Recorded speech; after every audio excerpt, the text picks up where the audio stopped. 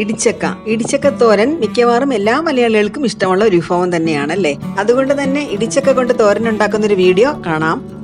ഞാനിതിന്റെ പുറംതൊലിയൊക്കെ ഒന്ന് ചെത്തി കളയുന്നുണ്ടേ. ഇതിന്റെ മുള്ള മാത്രം അരിഞ്ഞു കളയുന്നവരും ഉണ്ട്. പക്ഷെ ഞാനിവിടെ അതിന്റെ പുറംതൊലി മൊത്തമായിട്ട് ചെത്തി കളയാണ്. ബാക്കിയുള്ള ഭാഗങ്ങളെല്ലാം നമുക്ക് കറി വയ്ക്കാനായിട്ട് ഉപയോഗിക്കാം. ഇതിനെ ചെറിയ കഷ്ണങ്ങളായിട്ട് അരിഞ്ഞെടുക്കാം. നന്നായിട്ട് കഴുകി വൃത്തിയാക്കി കുക്കറിലേക്ക് ഇട്ട് കൊടുക്കാം. ഉപ്പും വെള്ളവും മഞ്ഞൾപ്പൊടിയും ഇട്ട് വേവിച്ചെടുക്കാം.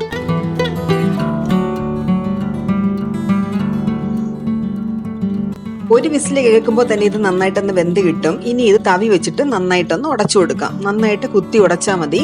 അപ്പോഴേക്കും ഉടഞ്ഞു കിട്ടും. മിക്സിയിലിട്ട് അടിക്കുകയൊന്നും വേണ്ട. മിക്സിയിലിട്ട് അടിക്കുകയാണെങ്കിൽ ഇത് പെട്ടെന്ന് തന്നെ എല്ലാം കുഴഞ്ഞു പോവും.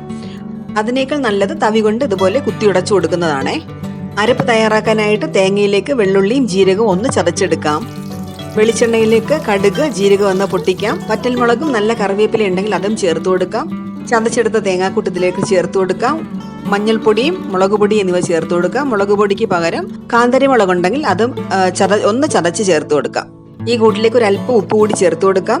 ചക്കയിൽ ഉപ്പിട്ടിട്ടാണ് വേവിച്ചിട്ടുള്ളത്. അപ്പം അതുകൊണ്ട് തന്നെ ഉപ്പ് അധികമായി പോകാതിരിക്കാനായിട്ട് ശ്രദ്ധിക്കണം. ഇനി ചതച്ച് വെച്ച ചക്ക ഇതിലേക്ക് ചേർത്ത് കൊടുക്കാം. നന്നായിട്ട് ഇളക്കി യോജിപ്പിക്കാം. അടച്ചു വെച്ച് ചെറുതീയിൽ മൂപ്പിച്ചെടുക്കാം. ഇനി ഒരു താളിപ്പ് കൂടി കൊടുക്കാം. അതിനായി എണ്ണയിലേക്ക് ഉഴുന്നുപരിപ്പും അരിയും ചേർത്ത് വറുത്ത് ഇതിനകത്ത് ചേർത്ത് കൊടുക്കാം. രുചിയേറും ഇടിച്ചക്ക തോരൻ തയ്യാർ.